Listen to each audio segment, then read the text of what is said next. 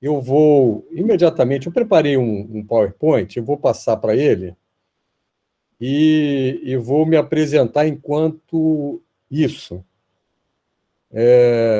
Achei que seria uma forma, me pareceu interessante, de começar o assunto, que é um olhar crítico sobre o zoneamento.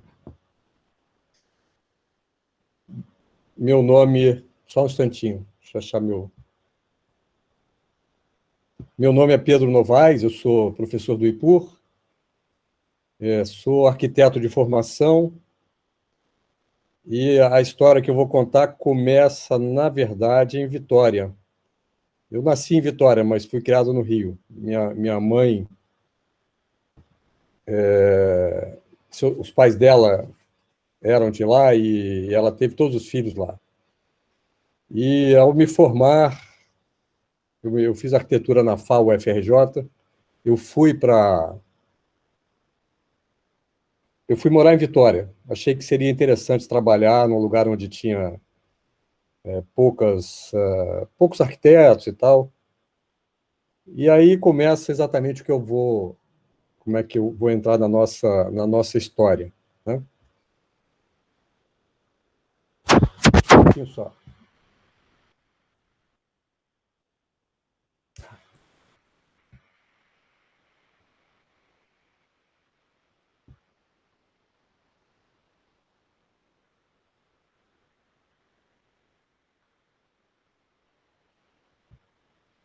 Vocês já estão vendo?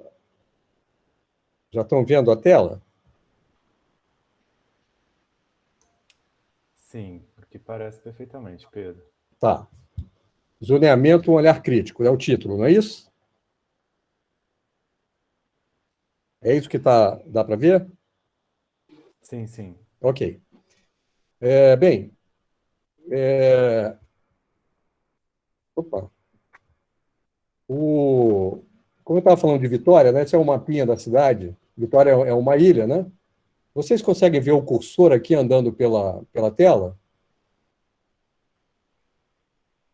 Conseguimos sim, Sim. Pedro. Ah, tá. Ok. Então, essa aqui essa parte da ilha não é muito clara, mas tem um rio aqui, então forma essa ilha com um formato assim meio irregular, digamos assim, né? Eu passava férias em Vitória, conhecia a cidade, mas foi só quando eu me mudei para lá que eu vim a conhecer esse bairro aqui, chamado Jardim da Penha. Bastante confuso. Não sei quem conhece Vitória aqui, mas esse bairro fica na zona norte da cidade, que seria, na época, eu já saí de Vitória há muito tempo, seria, na época, algo como a Zona Sul carioca, né? Uma área mais nobre, né? Não tão nobre quanto a Praia do Canto, o bairro mais abaixo aqui, mas uma área mais nobre e uma área de expansão da cidade. Esse bairro, para mim, era uma coisa muito confusa. Eu não morava aqui, mas por conta desse desenho que lembra muito Belo Horizonte, aliás, o projetista disso aqui era mineiro, né, com essas vias diagonais que não respeitavam muito a praia, né, como eu, por exemplo, moro em Copacabana, né, a referência da praia para mim é muito fácil, né, torna tudo muito fácil. Jardim da Penha, para mim, sempre foi um lugar muito confuso. Mas o que tem a ver Jardim da Penha com o nosso tema é porque nesse bairro, na época que eu cheguei em Vitória,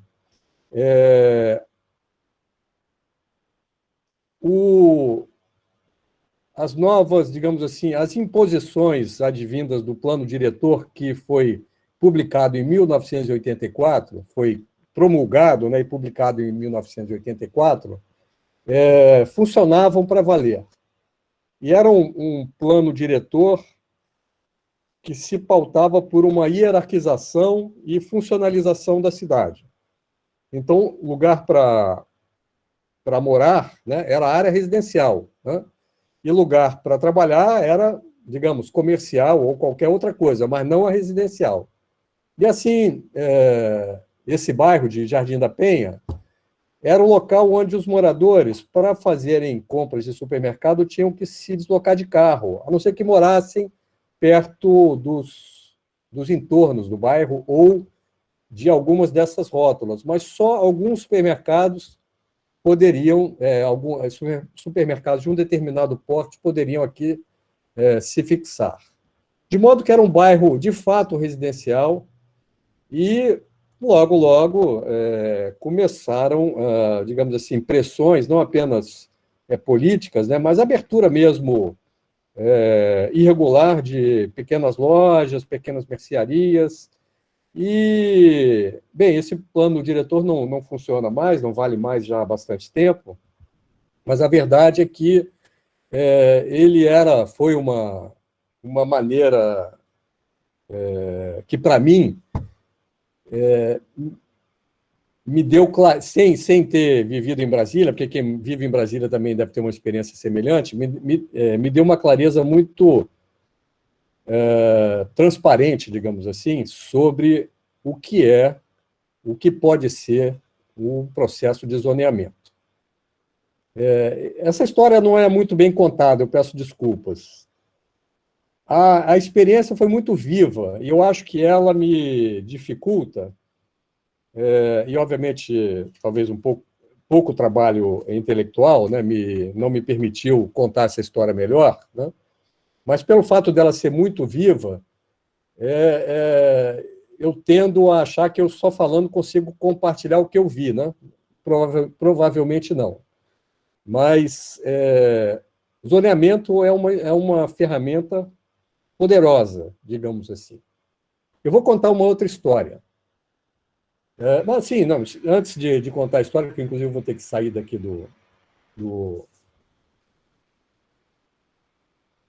dessa exposição, né?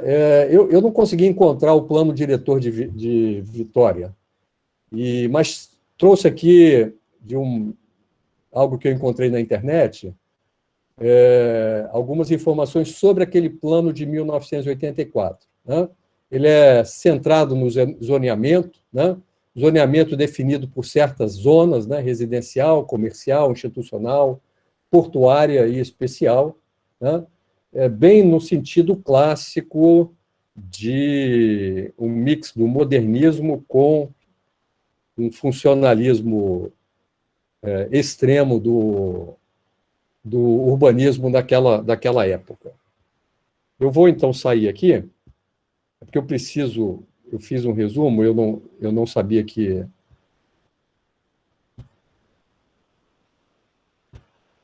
Eu não sabia que seria um pouco difícil aqui para eu contar, mas esse resumo eu vou ter que ler, porque, né, é de uma história bem contada dessa vez. Uma história contada por Franco Mancuso, é um intelectual italiano que se dedicou a alguns trabalhos interessantes, entre eles o chamado As Experiências do Zoneamento. Eu tenho a versão em espanhol. A história é mais ou menos a seguinte. 1885, em Modesto, na Califórnia. Cidade com cerca de 20 mil habitantes. E um número grande de habitantes vindos do Oriente, né, sobretudo da China. A comunidade chinesa, ela monopoliza em Modesto algumas atividades econômicas. E, por conta dessas atividades, ocupa certos espaços, principalmente no centro da cidade. Modesto fica mais ou menos na altura de São Francisco. Fica a cerca de 100 e poucos quilômetros de São Francisco, em direção ao leste. O problema, ou a força da comunidade chinesa é um problema para a prefeitura.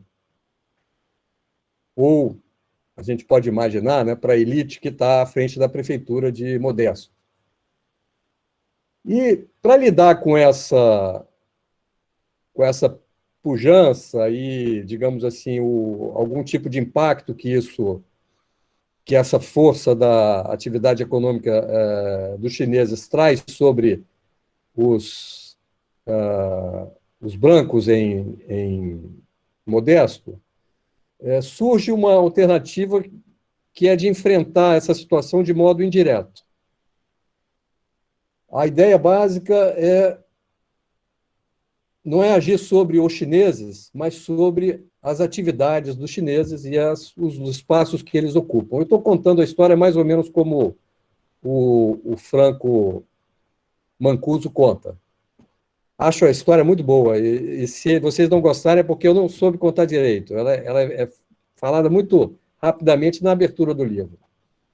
A ideia, então, é agir sobre aquilo que é importante para a comunidade, exatamente para reverter a situação desigual que está, digamos assim, ameaçando a elite local.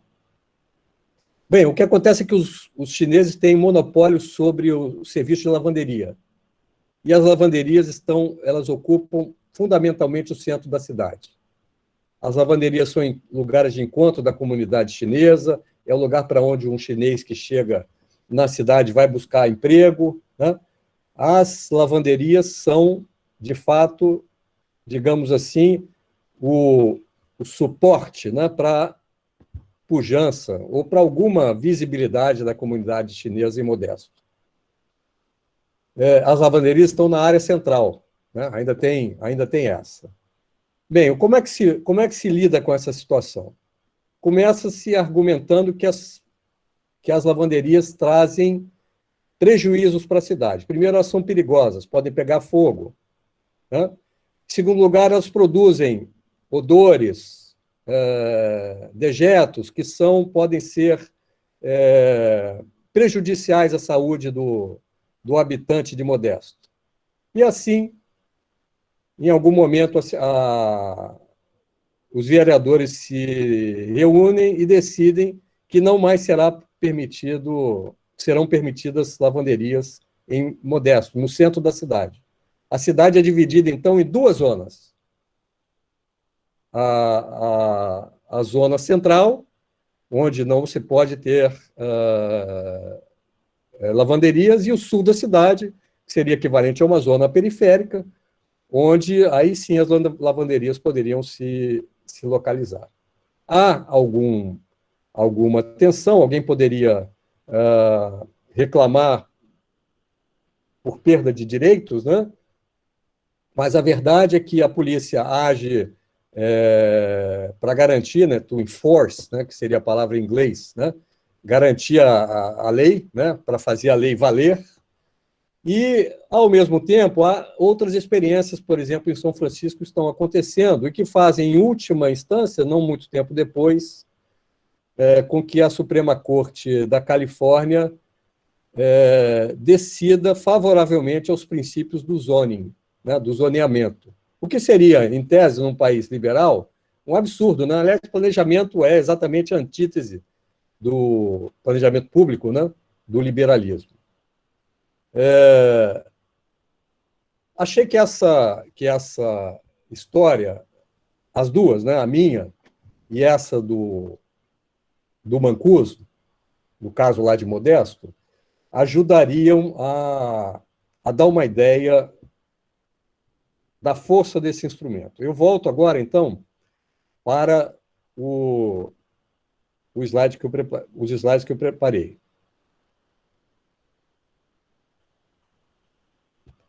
Eu não tenho problema em ser interrompido para uma pergunta ou para algum comentário se a imagem não estiver dando certo, né?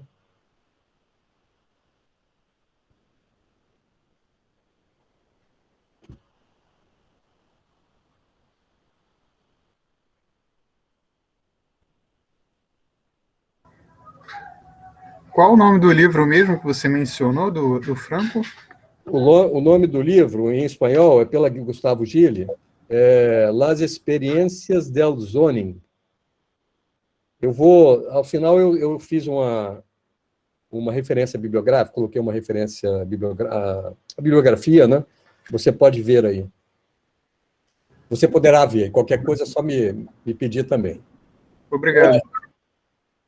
O primeiro conjunto de quadros, de slides, é mais no sentido de chamar a atenção para a presença desse instrumento. Ele é o instrumento de planejamento. Pelo menos no que diz respeito à organização espacial propriamente dita. Primeiramente, no Estatuto das Cidades, né? Separei alguns, né, algumas das entradas em que a delimitação de áreas, a criação de zonas, né, elas aparecem. Não aparecem com tanta clareza. Aqui no Plano Diretor de Vitória de 1994, não é aquele ao qual me referi anteriormente, é o recente. Nem é o último, é o do meio, né? Mas o zoneamento está colocado de modo explícito, né? O zoneamento que indica esse conjunto de iniciativas, né?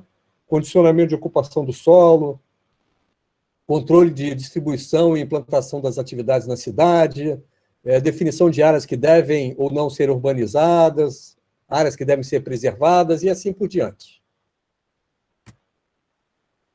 Esses exemplos aqui são do Plano Diretor do Rio de Janeiro, essa citação, né? Artigo 31, sobre as macrozonas, né? O macrozoneamento é uma divisão. Eu vou mostrar para vocês um mapa do macrozoneamento do Plano Diretor do Rio de Janeiro de 2011, na qual se vê a cidade dividida em algumas zonas, né, nas quais algumas iniciativas são bem-vindas e outras são, digamos assim, consideradas indesejáveis ou impossíveis de acontecer, né? Na Lei de Ocupação e Uso do Solo, a noção de zoneamento, a ideia de zoneamento está colocada com mais clareza, né? Zoneamento expressa a espacialização da política de ordenamento territorial. E a ideia é que o território todo será zoneado, né? Talvez no duplo sentido da palavra.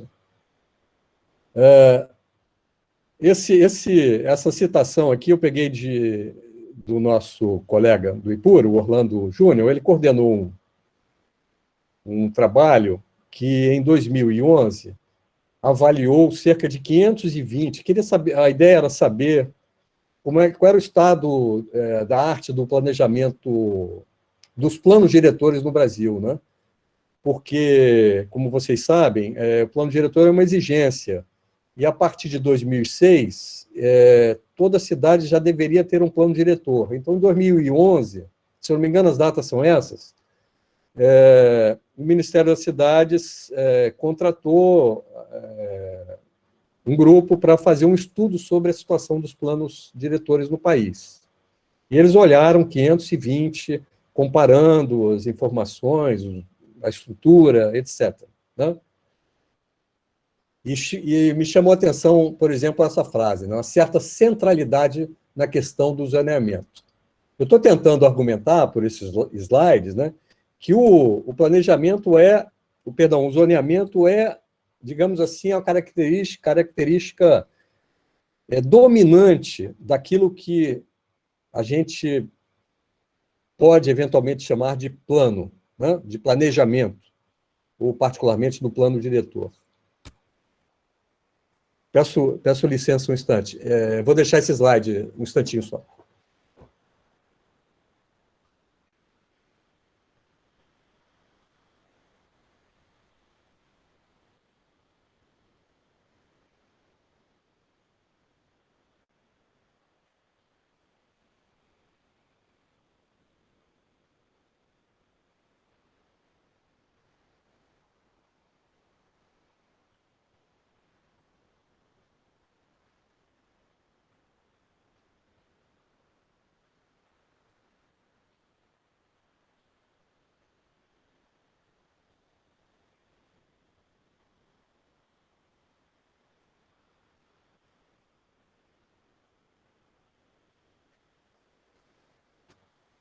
Perdão. Aqui eu já estou mostrando não o Estatuto da Cidade, nem algum plano diretor, como fiz com relação de Vitória ao do Rio de Janeiro, e nem uma avaliação de planos diretores, como é o caso do livro do Orlando Júnior, mas eu peguei os guias. Eu vou mostrar aqui 2 extratos de guias falando sobre zoneamento. E achei interessante trazer essa questão dos guias, de certa maneira estimulado por uma releitura do livro do Mancuso. Ele chama atenção para a importância que esses, digamos assim, instrumentos de difusão de ideias, como são os livros, garante uma certa dominância, no caso do instrumento do zoneamento, né? A ideia, para os sociólogos, é mais ou menos a que faz o Luc Boltanski, estudando pensamento sobre a administração, sobre a administração de empresas, isso no final dos anos 90. Esqueci agora o nome do livro, mas eu achei, o Mancuso escreve em 80, a publicação em espanhol, o livro mesmo é de 78. O Boltanski não está falando sobre planos diretores, né, mas está chamando atenção para o papel difusor, criador de certas comunidades de conhecimento, digamos assim, papel alcançado exatamente pela literatura apologética, com pretensão científica, com caráter de difusão propriamente dita. Então, aqui esse documento do Ministério da Cidade está dizendo como é que se faz um macrozoneamento, né? Mas o próximo, esse eu achei sensacional, porque vocês podem ver aqui pela data de publicação, né, 2021, né? É do governo, do atual governo. Então, chama atenção exatamente, detalha com, digamos assim, relativo cuidado, né, do que é zoneamento. Perdão, qual é o papel do zoneamento, como é que se faz o zoneamento? Num certo sentido, sim, o que é zoneamento. Eu, na verdade, o que é zoneamento é o título do próximo slide, né? Eu peguei aqui 3 citações. A primeira do próprio Mancuso, né, que está enquadrando o zoneamento especificamente na sua função de organização do espaço físico da cidade. Vocês vão ver mais adiante que ele tem uma ideia diferente de planejamento, de zoneamento, quando se refere à dimensão propriamente social. Vocês vão entender o que eu estou falando aqui. Não quero, digamos assim, adiantar muito esse assunto. A segunda citação é de um livro da François Chouet, um dicionário, na verdade, dicionário do urbanismo e organização urbana, da François Chouet e o Pierre Merlin. E diz basicamente isso: é uma técnica para determinar as zonas de uso do solo nos documentos do planejamento. E, finalmente, o Antônio Otávio Sintra, na qual ele diz que zoneamento é a mesma coisa do que plano de uso do solo. Aliás, uma descrição que eu achei, ao mesmo tempo, adequada e simples, né? Pelo menos indicando como é que se materializa esse instrumento do zoneamento. Vamos lá para a prática. Né? Esse é o macrozoneamento do Rio de Janeiro, da cidade do Rio de Janeiro, no plano diretor de 2011. Né? Como vocês veem aí, há basicamente 4 zonas, né? Macrozona de ocupação urbana condicionada, macrozona de ocupação urbana controlada, zona de ocupação urbana incentivada e macrozona de ocupação Perdão, essa é assistida, perdão. Basicamente, cada uma dessas macrozonas, elas estão definidas com base na infraestrutura disponível. Eu fiz aqui um resuminho, vou passar rapidamente para a gente não perder muito tempo.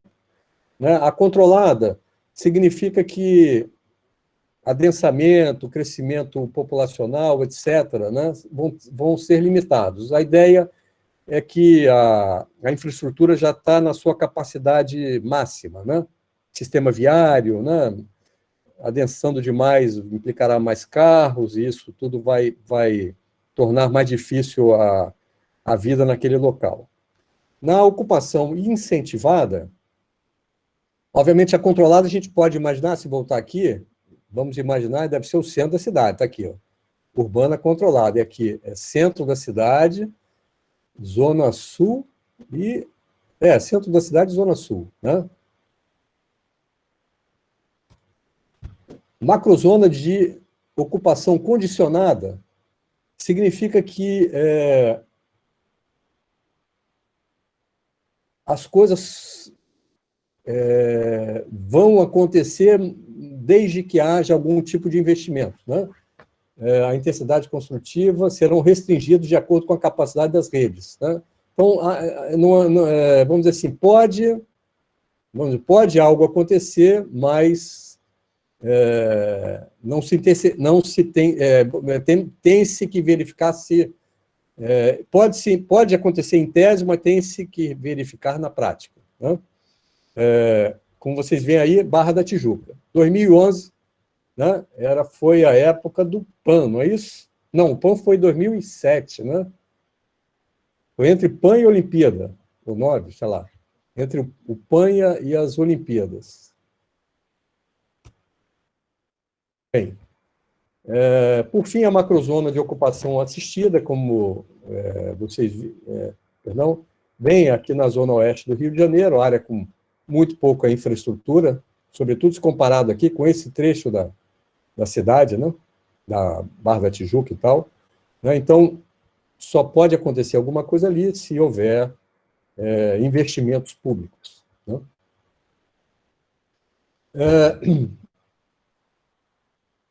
Lei de uso e ocupação do solo. Esse é o outro instrumento, né? E vocês se lembram, se vocês se lembram do comentário do Sintra, né? Lei de uso e ocupação do solo é a mesma coisa que zoneamento. Essa é mais ou menos a ideia dele. Eu vou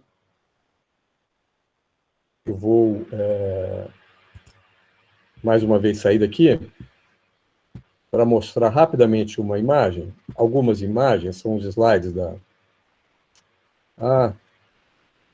não, eu não precisava sair. Precisava sim.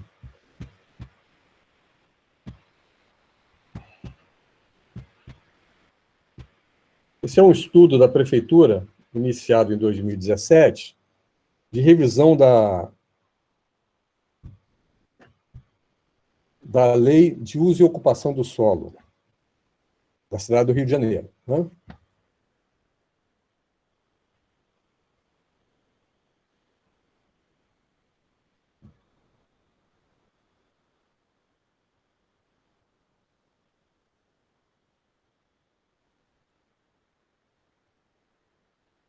Vocês já estão vendo, né?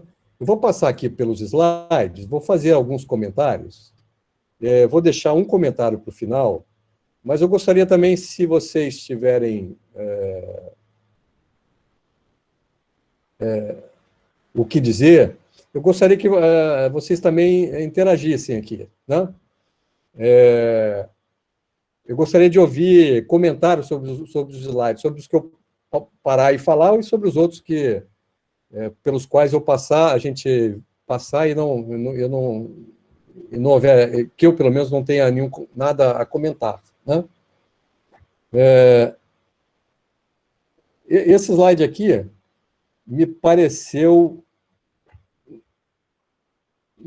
me pareceu interessante no sentido de chamar a atenção para o fato de que houve uma expansão da Zona Oeste nos últimos 30 anos, né? Está dizendo o que está dizendo aqui. Eu não me lembro quais são essas áreas de planejamento, mas eu estou tomando o texto aqui como uma verdade,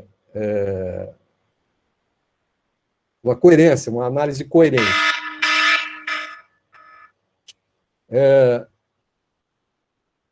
O segundo slide, o segundo slide dessas imagens da prefeitura, não, esse segundo não me interessa tanto. Perdão, gente, uma pessoa.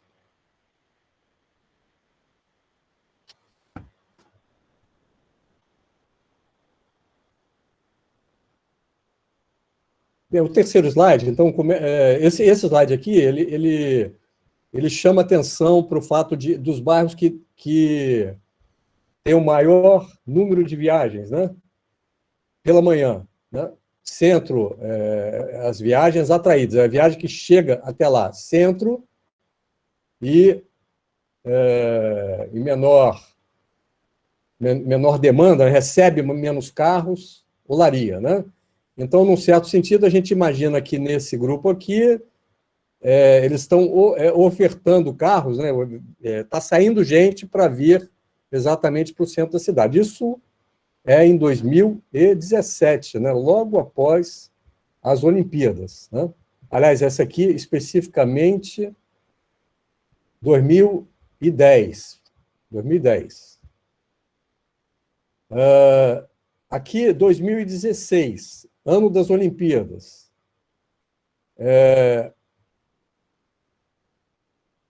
Bairros com maior número de estabelecimentos abertos nesse ano. O centro, ainda na frente, e, em segundo lugar, Barra da Tijuca. Né? Onde é que eu quero chegar? O que me parece quando vejo esses mapas? Me parece que eu estou vendo uma avaliação como se cada bairro fosse responsável por alguma mágica, digamos assim, do urbanismo ou do espacial, eu não sei bem como dizer, pela intensidade do desenvolvimento, do crescimento, da atratividade que ele vem, que esse bairro, né, não, aqui no caso são áreas de planejamento, vem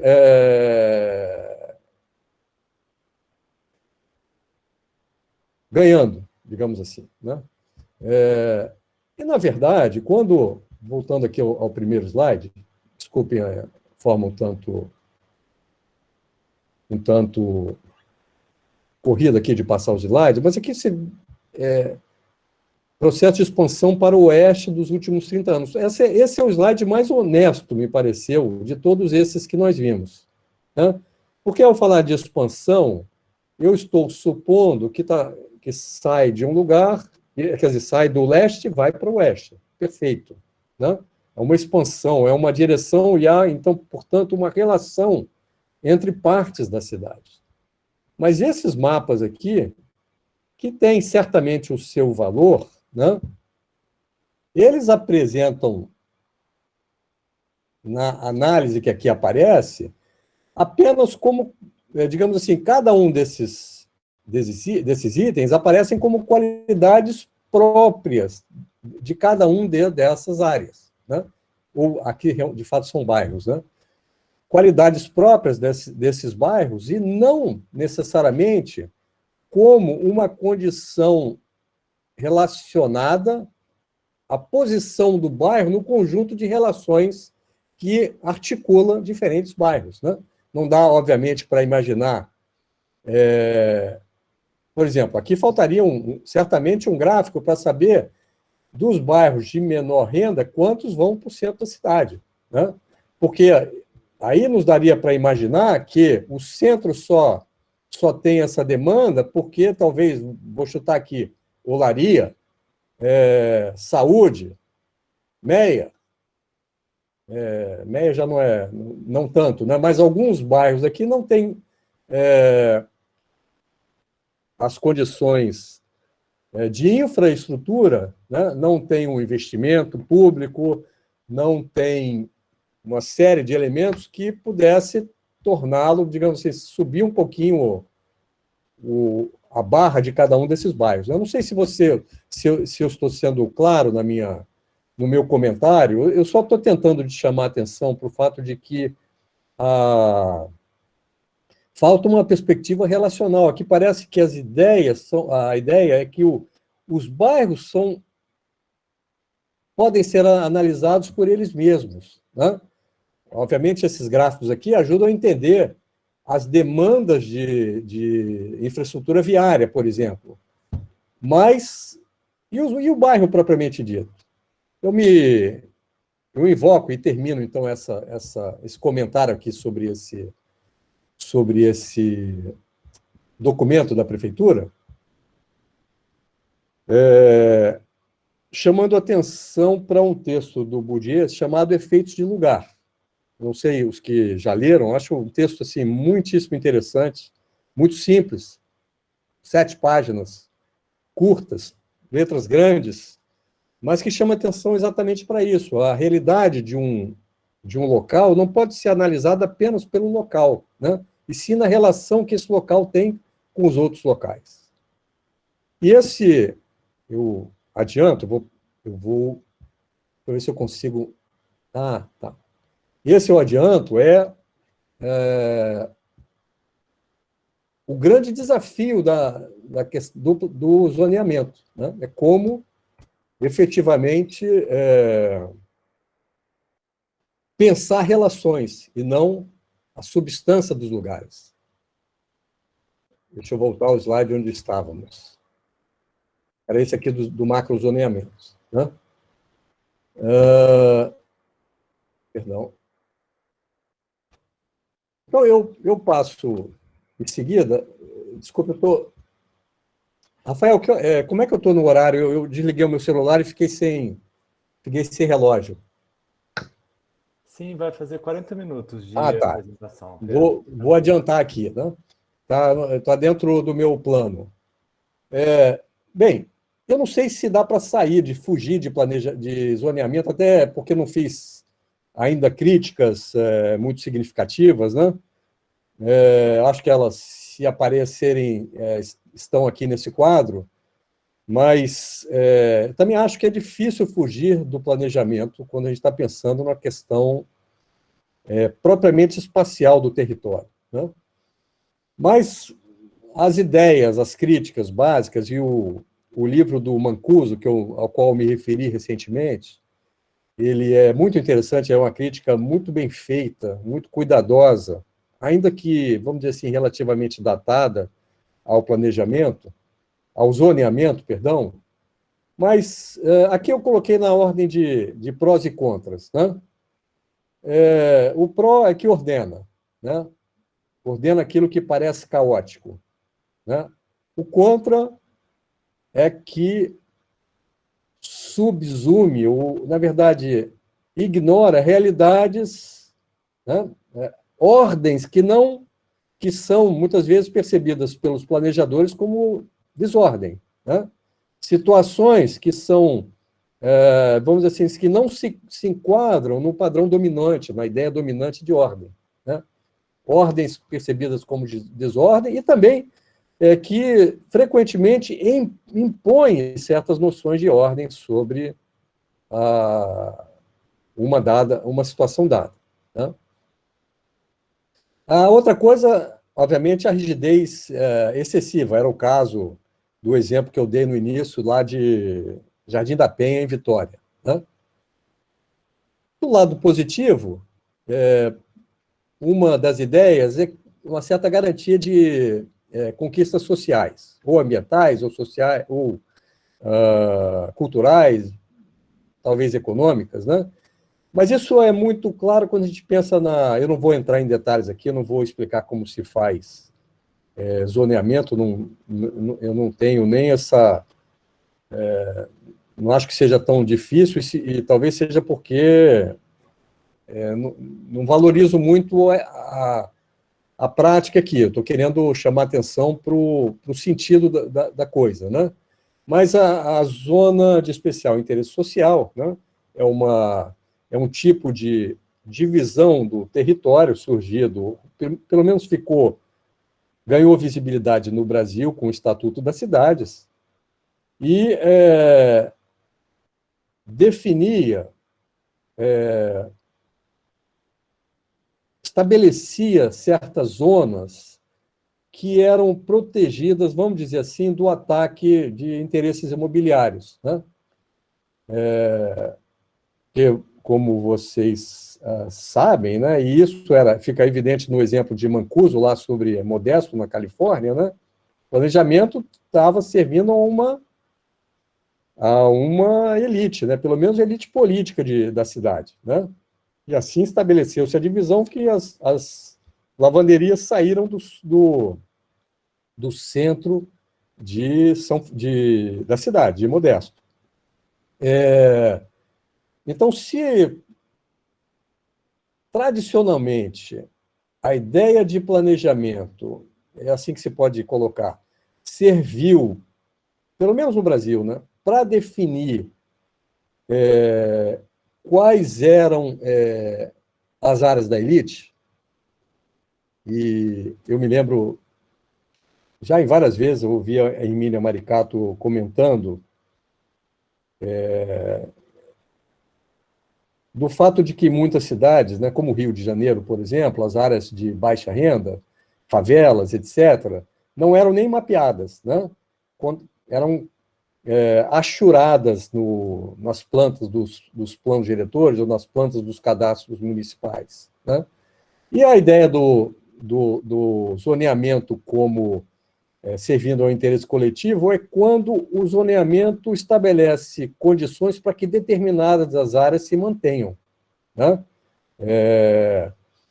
Quando define, por exemplo, a impossibilidade de agrupamento de terrenos, né? Ou quando estabelece um coeficiente construtivo, né, desse número de pavimentos ou ocupação do solo, assim, coisas, definições que tornam, digamos assim, a área, digamos, mesmo que bem localizada, desanimadora, né? Torna a área de pouco interesse para o mercado imobiliário, né? Então, o zoneamento pode servir a atender esses interesses, né? As experiências aqui no Brasil mais importantes, pelo que sei, começaram em Recife, né? Mas eu queria, está aqui na minha cabeça e eu vou ter que falar, nos últimos dias eu estou acompanhando meu pai, que sofreu uma perda, eu moro em Copacabana, como já disse, ele mora em Ipanema, e eu vou para Ipanema todos os dias. Todos os dias estou lá, e às vezes vou 2 vezes. E o que é interessante, para mim, assim, é muito marcante a diferença entre os 2 bairros, né? Mas eu acho que uma das grandes diferenças de Ipanema para Copacabana é o número de pavimentos, né, dos prédios, né? Os prédios são baixos, né? E me parece que isso é um fator a garantir que Ipanema seja o que é, pelo menos vis-à-vis Copacabana, né? Bem, por fim, essa ideia, confesso, eu não assino embaixo, mas encontrei em pelo menos 2 autores, tanto no Mancuso quanto no Sintra, a ideia de que o zoneamento tem condição de melhorar o funcionamento da cidade. Aí, no final das contas, a questão há alternativas ao zoneamento? Isso a gente pode conversar, vai sobrar um tempinho, né? Mas uma das hipóteses seria algum tipo de flexibilização. Isso é algo que nós temos uma tremenda experiência aqui no Rio de Janeiro, né? O plano diretor está sempre mudando para atender interesses muito imediatos, né? Então, o zoneamento ele funciona só em certas ocasiões, né? Eu não entrei aqui na discussão sobre funções, eu nem lembro se eu cheguei a colocar os slides, né? Acho que sim, né? Mas, obviamente, uma das funções do zoneamento é garantir uma certa capacidade de prever o que vai acontecer no bairro, né? Isso pode ser importante para o investidor, por exemplo, ou para o morador. Essa é uma das questões que tornam a flexibilização um problema, assim, um desafio, né? Ao mesmo tempo que uma saída para circunstâncias excepcionais. Então, o que fazer? Eu não estou aqui defendendo o que deve ser feito, mas esse é um ponto que, ao se pensar em zoneamento, não é possível esquecê-lo, né? E, obviamente, a segunda questão, e essa aparece muito no texto do Sintra, né? Essa eu acho que é quase que senso comum, é de que planejamento supõe, quer dizer, perdão, eu estou muitas vezes repetindo planejamento por zoneamento, eu acho que é mais pelo som da palavra, muito embora eu poderia argumentar aqui que, seguindo o Sintra, né, o próximo do Sintra, né, quase se confundem. Mas a verdade é que o controle social do processo de zoneamento, né, é fundamental. Então, talvez o problema não é exatamente o zoneamento, e sim a necessidade de mecanismos de controle social para definir como as zonas são, o que elas têm de particular, o que se pode fazer em cada uma delas, né? Mas definir, digamos assim, não com base, digamos, na técnica, né? Com base num saber instituído que planejadores urbanos detêm, né? E sim em algum processo participativo, e esse é, digamos assim, o principal desafio. Até porque quando aquele primeiro guia que eu mostrei para vocês, o do Ministério das Cidades, né, era um guia do planejamento participativo. E, no entanto, o processo de zoneamento ele passa ali batido. Ao que parece, pelo menos no Sintra e no Mancuso, a questão do zoneamento é fundamental para dar o tom, o sentido, a direção do processo social que se está querendo administrar, né? Então, eu termino aqui com alguns slides, alguns poucos slides, são 3 só. Depois eu volto para uma imagem, chamando atenção para esses 2 autores que eu venho repetindo aqui. O Sintra, que um texto muito simpático, de 1988, publicado na revista Dados, né? Para ele, planejamento tem essa função de proteger o interesse público contra o interesse privado, né?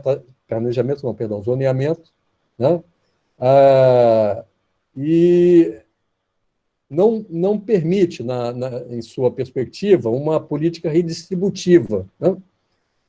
No máximo, o que garante é uma melhor funcionalidade urbana.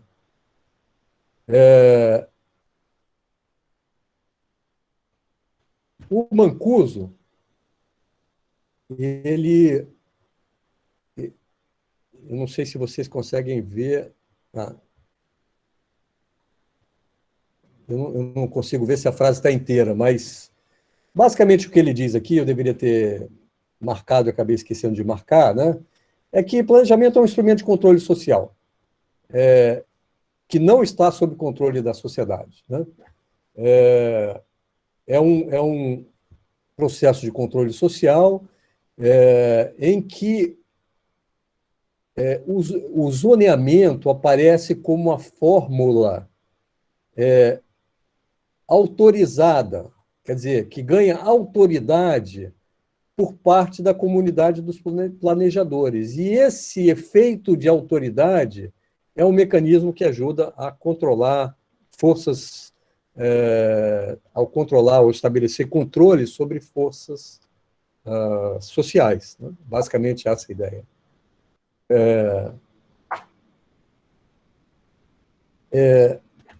Então, nesses dois últimos slides, eu basicamente menciono o seguinte. Primeiro que planejamento é uma artificialidade, né?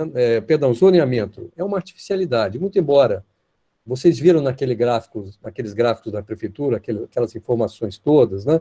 Eu não tive como apresentar aqui, mas eu acabei olhando do último plano diretor de Vitória, imagens assim muito interessantes, todas assim na dimensão espacial do resultado do zoneamento, né? Mas a verdade é que essa intromissão artificial, ela, por conta de certos argumentos que fazem uma relação com um saber instituído sobre o urbanismo, dão a ideia de que há um conhecimento sobre a dinâmica urbana. Mas a verdade é que, muito frequentemente, se enxergam as estruturas espaciais, é verdade. A cidade é olhada como um mapa, no mapa, né? Como uma planta, é a vista de cima, mas se conhece poucos os processos, né? Os processos, as relações que conectam uma coisa com outra, né? Que vão explicar a Barra da Tijuca em relação a Copacabana, em relação à zona norte do Rio de Janeiro, mas também em relação aos investimentos em infraestrutura que ali foram colocados nos últimos 40, 50 anos, né? O zoneamento é uma parte de um pressuposto, pelo menos no âmbito técnico, né? Ele é uma representação posicionada, ele é feito de um certo lugar no mundo.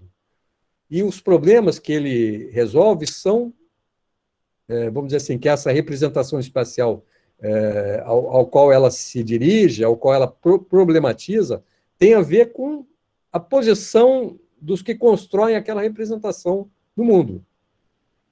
A representação não é posicionada apenas, ela também direciona, tem efeito sobre a realidade social, né? E então, isso tudo torna, voltando àquele slide onde mencionei sobre flexibilização do zoneamento ou controle social, né? Voltamos, então, à questão de controle social. Não sei qual é a saída. Não, espero que vocês saibam. Mas a verdade é que o zoneamento, como aparece, ou seja, como uma ferramenta técnica, é um grande problema, é uma caixa preta dos processos de planejamento que levamos adiante buscando uma sociedade mais justa, por exemplo. Eu termino mostrando aqui essa bibliografia, mas eu queria voltar ao slide lá da Prefeitura de Vitória. Opa.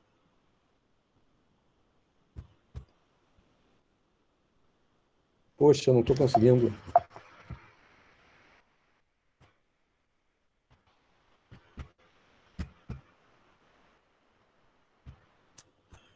Eu vou ter que sair aqui, desculpe.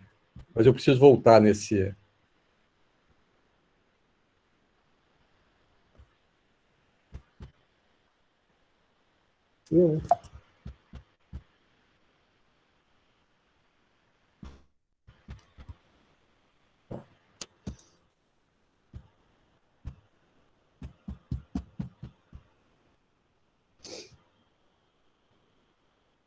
É a última coisa que eu mostro, falo.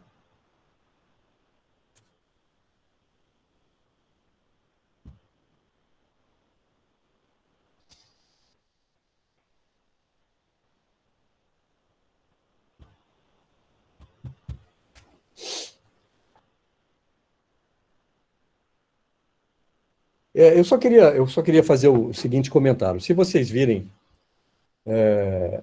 com atenção, nesse conjunto de imagens aqui, dessa esse conjunto de slides, todos eles se referem a essa noção de cidade compacta, policêntrica, multifuncional e sustentável.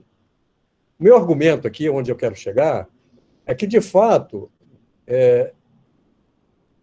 a hipótese que, digamos assim, é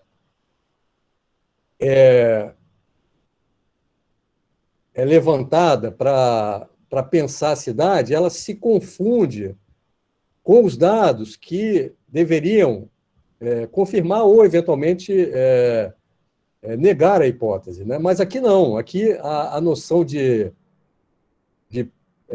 policentralidade, por exemplo, perdão, não sei se eu vou encontrar aqui.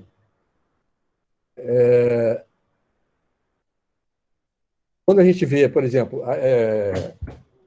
o estudo dos picos, né, de deslocamento, a gente está olhando exatamente tentando encontrar os polos da cidade, né, os polos que a cidade possui. Assim, encontrei aqui.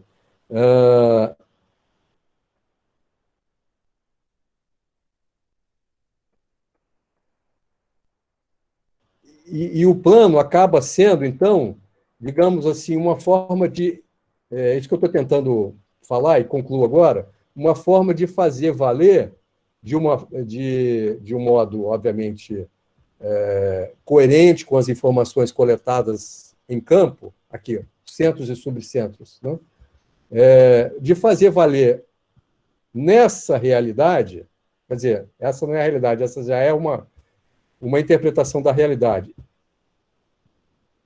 Naquela realidade que eu mostrei, peraí, nessa realidade, essa idealização da cidade do Rio de Janeiro. Talvez, a maneira que eu imagino seja um olhar crítico sobre o zoneamento. Eu encerro aqui, tá? Pedro, obrigado pela exposição, obrigado pelo cuidado com o tempo. Acho que a gente podia abrir, né, para o pessoal, abrir para as perguntas. Se alguém quiser se inscrever, fique à vontade, por favor.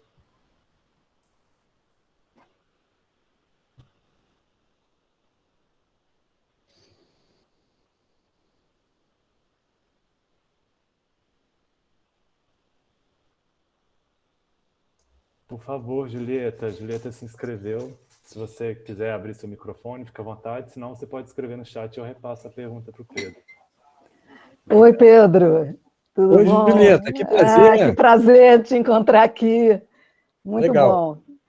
Olha só, esse tema eu acho fundamental, esse tema do zoning, sabe? Eu acho que a gente tem que encarar ele. Também não sei qual é a solução. Como você e todos nós aqui, é difícil, porque mudar, né, um parâmetro desses, que é a base, né, enfim, do planejamento da cidade desde o início da industrialização, é uma coisa difícil. Né? Agora, tem que conversar sobre ele seriamente, porque ele embasa, o zoneamento, ele embasa todos os índices e parâmetros urbanísticos. Né? Você falou mais do macrozoneamento indutor, mais do plano diretor, indutor da ocupação. Isso é uma função do zoneamento. Né? Mas o zoneamento urbano, ele é que carreia todos os índices e parâmetros urbanísticos. Né? Divide a cidade em partes, e isso é fundamental, porque se confunde muito zona com área, né, Pedro? A zona significa que toda a cidade tem zona. Qualquer lugar da cidade tem uma zona. A área são só certos lugares, né, que são extraídos da cidade para ter um regime de ocupação, enfim, né, ou diretrizes próprias. Né?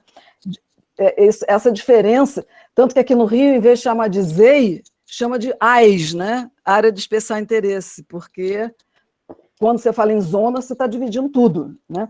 Agora, o problema é que o zoneamento, esses índices e parâmetros urbanísticos do zoneamento, eles criam direito de construir.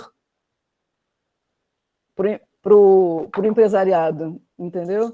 Se eles, por um lado, garantem, você falou, e eu acho que eu concordo, né? Se garantem algumas conquistas, por outro lado, do lado dos empresários, eles garantem, né, direitos de construir que são intocáveis depois, entendeu? Você quer mudar, a prefeitura quer mudar, não consegue, porque quebra a previsibilidade. Isso no dia a dia do licenciamento urbanístico dentro de uma prefeitura causa muito problema, né?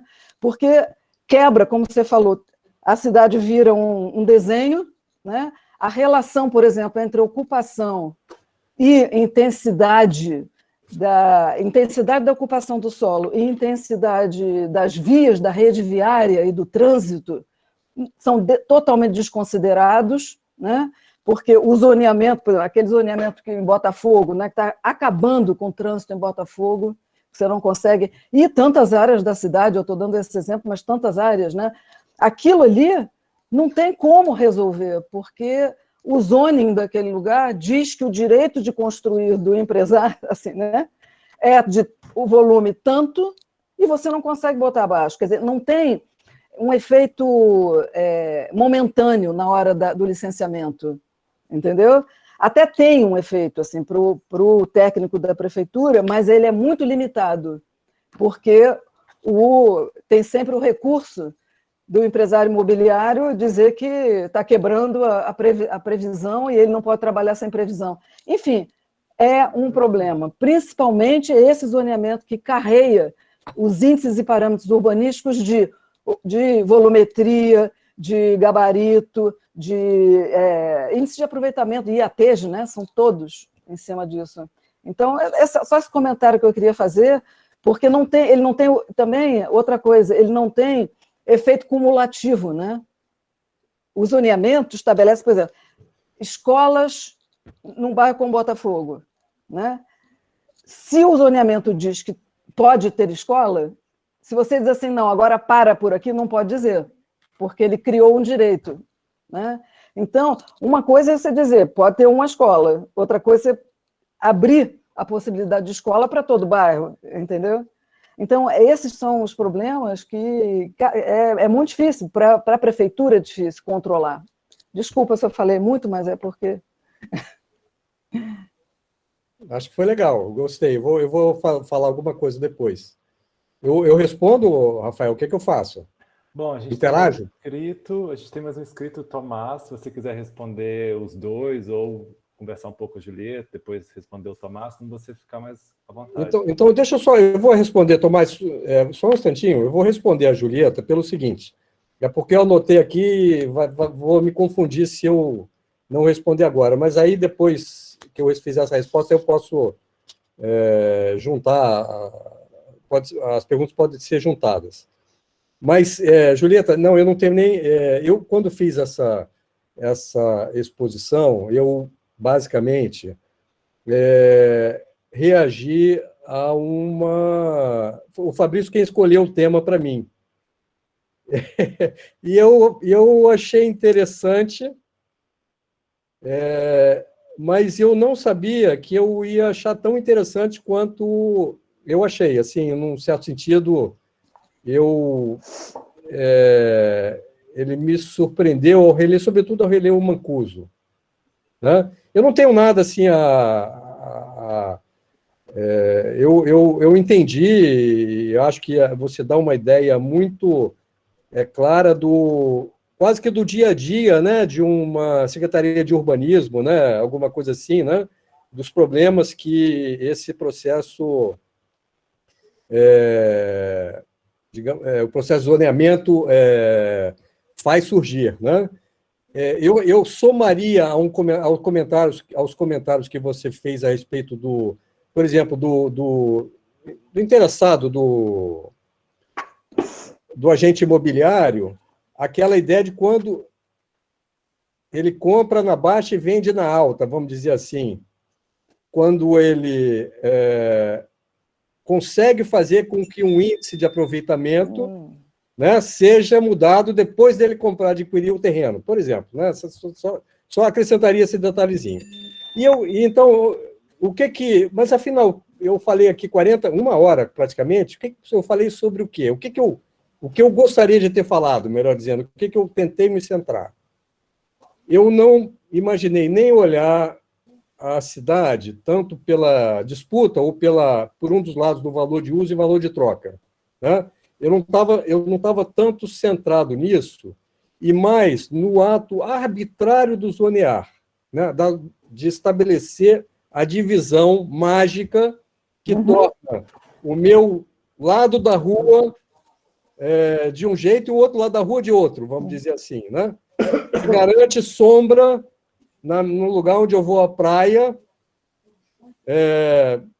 por conta de um determinado, sei lá, porque alguém construiu um prédio alto, mas, na verdade, eu estava querendo ver sobre o lado arbitrário desse processo de zonear, e, portanto, chamar atenção para o fato de que não se trata efetivamente de uma ferramenta, é um ferramental, a gente acaba tendo que fazer, mas de uma ferramenta acima de qualquer suspeita. Pelo contrário, é um lugar onde interesses, o lado obscuro da nossa mente, né, os preconceitos, os interesses, etc., agem com grande facilidade, porque a gente está, geralmente, digamos assim, com a aparência de que aquilo ali é uma técnica que todo mundo usa, que é certa, etc. E tal. Era mais nesse naturalizado. Ótimo.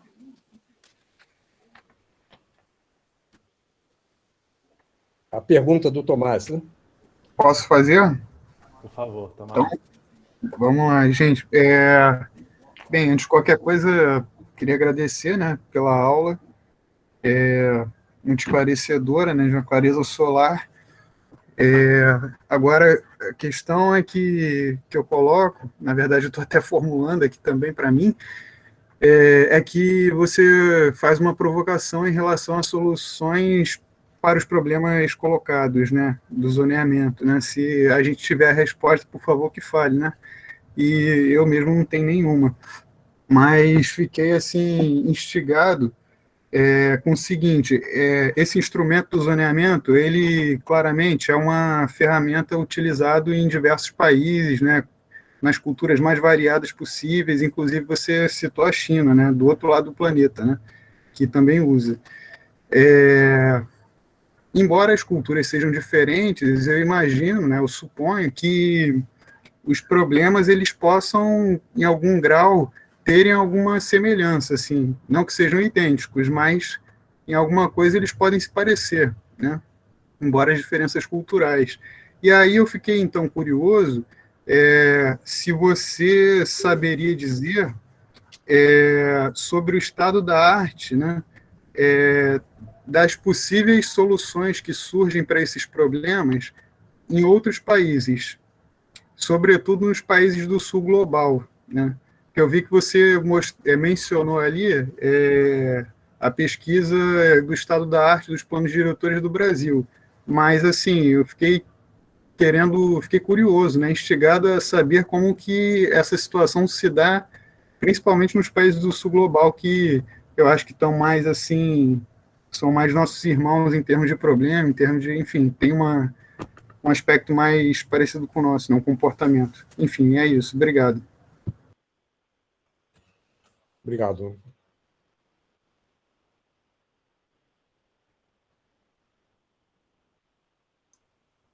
Pedro, por enquanto, tem uma pergunta do Tomás apenas, se você quiser. Então tá. Bom, Tomás, eu não tenho como te responder a sua pergunta só por um detalhe, mas eu vou falar alguma coisa. Mas é porque, de fato, assim, eu não sou um estudioso do zoneamento, da prática de planejamento, para falar a verdade, né? Esse não é nunca foi uma área de meu interesse, muito embora, confesso assim, achei que eu perdi tempo de não ter me dedicado a isso antes, entendeu? Então, eu, infelizmente, não posso te falar sobre o que acontece no sul global, né? Mesmo o trabalho do Orlando, eu conheço pouco, né? E esse trabalho que eu mencionei, ele é um trabalho bem conhecido, mas eu nunca fui muito interessado nessa prática, e sim nas ideias a respeito do planejamento. Obviamente, elas acontecem, as ideias surgem em todos os lugares, sem dúvida, né? Mas, por motivos diversos, eu nunca me concentrei sobre esse aspecto. O Mancuso, ele faz um estudo sobre o zoneamento em 4 países, na Itália, na Alemanha, nos Estados Unidos, e tem um quarto que eu agora me esqueci. Mas, obviamente, não chega, está longe aqui do Hemisfério Sul, né? Agora, você comentou assim, as questões são iguais. Ele chama atenção para o fato que elas são parecidas, não necessariamente iguais. Mas se dá para tirar alguma coisa que une a prática de zoneamento, que ela realmente é uma prática, ao que parece, universal no que diz respeito ao planejamento urbano e regional, se dá para falar uma ou talvez 2 coisas, é o seguinte: a ideia de controle social, ela é presente, particularmente tendo em vista que planejamento urbano e regional, né, planejamento urbano especificamente, é uma atividade do Estado, pelo menos tem sido, né? E a questão do controle social é fundamental para isso, né? Controle social no sentido de controle da sociedade, controle sobre a sociedade, né? Essa é uma das formas da gente ler planejamento urbano, né? É um mecanismo de... Bom, também pode ser lido como um mecanismo de controle social, no sentido de pensar o destino da sociedade, né? Mas é também um mecanismo de estabelecer um controle sobre a sociedade. Então, nesse ponto, o zoneamento, como uma ferramenta fundamental no planejamento, não teria como ser diferente em qualquer estado do mundo, né? Seja na China, seja no Brasil, né? Eu estou falando abstratamente, tá? Não tenho estudo para isso. Mas tem um outro fator que é também importante de ser mencionado, que é a circulação de ideias, a circulação de modelos. Esse foi um ponto sobre o qual eu me debrucei durante boa parte da minha vida acadêmica, né? Sobre a circulação de modelos, né? Não me dediquei ao zoneamento, não... Acho que me pareceu sempre um olhar histórico, que é o que o Mancuso faz, e para mim me interessavam mais as questões de circulação presente, o que está chegando, né, hoje, mas a circulação de ideias, eu acho que é o outro fator que garante que a gente consiga enxergar a prática de zoneamento em qualquer lugar do mundo, né? Entre aspas, né? Porque as ideias circulam mesmo, né? E de fato, por exemplo, as experiências de planejamento na Inglaterra, isso eu me lembro de estudos ainda na época do mestrado, tem a ver com as experiências alemãs de planejamento, né? Que a experiência americana também tem a ver com a alemã. E depois começa a coisa a circular em várias frentes. A gente quer sempre recebedor, mas lá em cima a circulação é mais cruzada, né? E as razões que são diferentes, o Mancuso destaca muito a diferença, ele se dedica sobretudo à comparação Alemanha e Estados Unidos.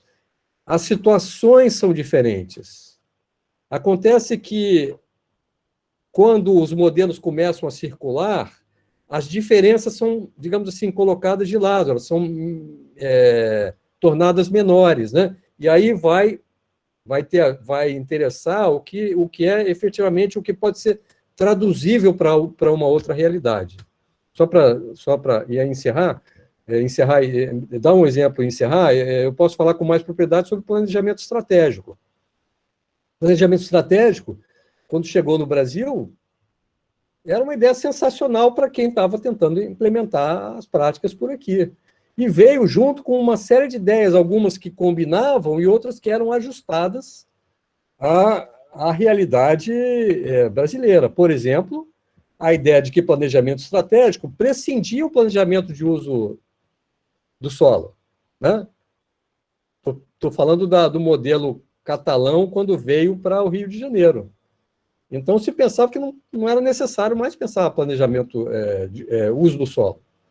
Ou então, ideias, digamos assim, quase que tão estapafúrdias quanto a da bicapitalidade, que voltou agora de novo com o atual secretário de urbanismo. Não é secretário de urbanismo, não, mas com o Washington Fajardo, volta a falar de duas capitais, né? O Rio de Janeiro, que perdeu o posto de capital do Brasil nos anos 60 para Brasília, né?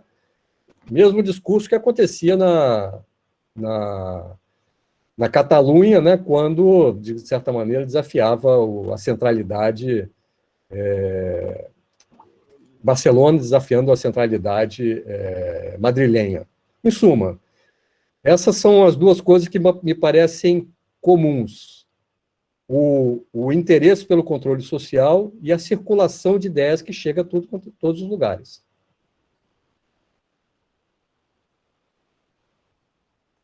Ótimo, Pedro. Alguém mais gostaria de se inscrever? O Gustavo Ferreira de Azevedo, Edson Maciel e a Mariana, e o Camilo Mariana, desculpa, Camilo. O Gustavo, ele botou a pergunta no chat, eu vou ler para você, Pedro. É possível disputar o zoneamento? Se sim, como se disputa o zoneamento? Quais são os espaços, locais institucionais e não institucionais possíveis para esta disputa? Obrigado pela apresentação. O Gustavo agradece. Depois tem a pergunta, o comentário do Edson e do Camilo, Pedro. Você prefere responder as três em bloco ou individualmente? Eu prefiro. Tá, então o primeiro, quem era mesmo? Eu esqueci o nome. Gustavo Ferreira. Gustavo. Isso. Edson, por favor. Opa, boa noite. Pedro, queria primeiro agradecer a tua aula, tá? Obrigado pelas suas colocações aí, enriquecendo o nosso conhecimento. Você falou sobre dominação social. Na tua apresentação, me veio à mente aqui uma discussão sobre contraplanejamento. Alguns autores falam sobre isso, que é como se fosse um contraponto, né, com relação ao planejamento verticalizado de cima para baixo, que é aquele planejamento tecnicista, né, que muitas das vezes o Estado se utiliza para reproduzir suas ideias, enfim. E aí, essa tese do contraplanejamento, também nesse aspecto verticalizado, porém numa direção agora de baixo para cima, entende que a população e a participação social pode estar fazendo contraponto a questões de reprodução do capital, muitas das vezes aí sobrepujadas pelo Estado, né? Mas, enfim, eu queria te perguntar como é que a gente consegue, acho que é um dos grandes desafios, né, a gente regimentar a população de forma, com uma capacidade técnica, talvez, né, de estar discutindo o plano, assim, numa linha quase que horizontal, né, junto com, tecnicamente, o Estado, né, ou até os empreendedores, né, que muitas das vezes se utilizam do aparato do Estado para estar reproduzindo seus interesses, né. Como é que a gente consegue enxergar esse contraponto do contraplanejamento, imbuído dessa responsabilidade, né, e com o tal planejamento tradicional, no Brasil principalmente, que muitas das vezes aí sufocou, às vezes, alguma forma de se contrapor, né, essa questão da dominação, enfim, do extrato social sobre outro, né, especificamente olhando aí a utilização do solo, a hierarquia, né, inclusive até do zoneamento. E aí, direcionando essa questão, uma segunda questão que eu não sei se você, através disso que eu coloquei, se a gente consegue construir aqui uma coisa do tipo, será que o zoneamento, né, ele consegue interferir nessa questão, acho que é básica, assim, que na redução, na pactuação do valor da terra, né, da renda da terra? Será que o zoneamento consegue interferir nesse processo, né? E aí tentar equalizar, né, essas questões assim, de uso do solo, atrelado à financiarização, né, do solo urbano, né? Enfim, desculpa a dispersão aí da ideia, mas é só para a gente tentar fazer esse contexto, né, para a gente discutir isso um pouco. O que você tem a dizer, Pedro, sobre isso? Obrigado. Tá? Tá. Obrigado, Edson. Eu queria só me corrigir, eu disse Camilo, mas na verdade é Mariana Camilo. Por favor, Mariana, me desculpe, viu, por ler errado. Não tem problema, não. Eu queria assim, fazer uma consideração, que eu sou de Minas Gerais, né, sou de Juiz de Fora, conterrânea aí da Julieta, e queria estender até pergunta para ela também, que acho que ela pode enriquecer, mas é que no plano de Belo Horizonte, né, o novo plano diretor de Belo Horizonte, eles definiram o coeficiente de aproveitamento único, né, para toda a cidade. E aí eu fiquei aqui pensando se esse não seria um caminho para diminuir esse impacto desse zoneamento tão, assim, fragmentado, né? Ou então, se ele não estaria sendo, nessa decisão do coeficiente único, se ele não estaria sendo um facilitador, né, para os agentes imobiliários que podem se utilizar de outros instrumentos do Estatuto da Cidade para, né, fazer a compra de outorga onerosa, essas coisas. Então, aqui eu fiquei me questionando se esse coeficiente único, né, para toda a cidade seria bom ou ruim. Era mais essa pergunta mesmo.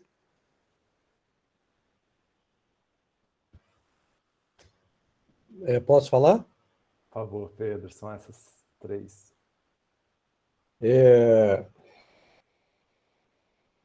Gustavo, disputar o planejamento urbano e regional, né? E onde?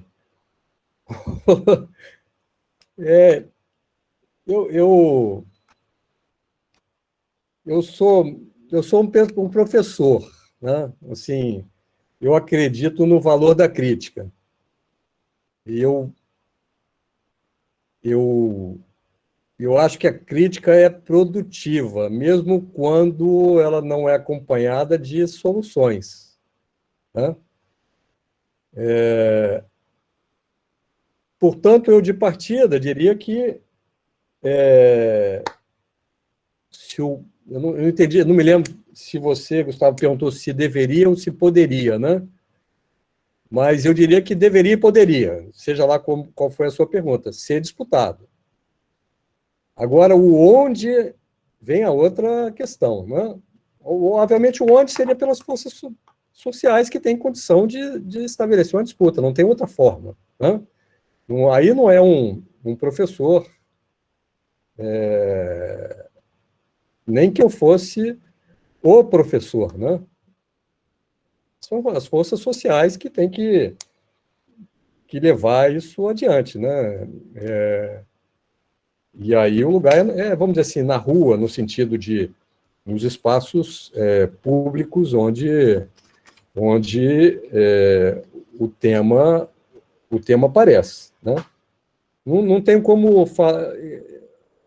falar mais do que isso. Eu espero que eu tenha respondido. Foi assim, eu creio ser assim humilde e honesto no que diz respeito ao meu entendimento sobre o assunto, né? De certa maneira, essa sua pergunta, ela se relaciona com a do Edson, né? Sobre contraplanejamento, né? Planejamento de cima para baixo ou de baixo para cima, e até a hipótese de um planejamento de pensar em termos horizontais, né? Me parece que... Não, eu acho que é mais ou menos parecido com com a resposta do Edson, né?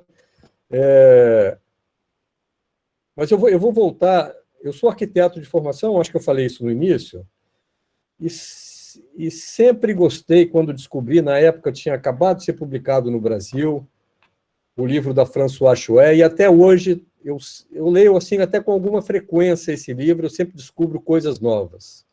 Mas o livro chama-se O Urbanismo, mas algo que ela faz, até parecido com o Franco Mancuso, uma história da ideia de urbanismo, né? Para tentar entender o que veio junto com essa ideia, né? É muito interessante o livro. E ela termina esse texto, é porque o livro, na verdade, é uma antologia, e a primeira parte são cerca de 60 e poucas páginas, com o texto dela. E ela termina essas 60 e poucas páginas falando sobre a linguagem do planejamento.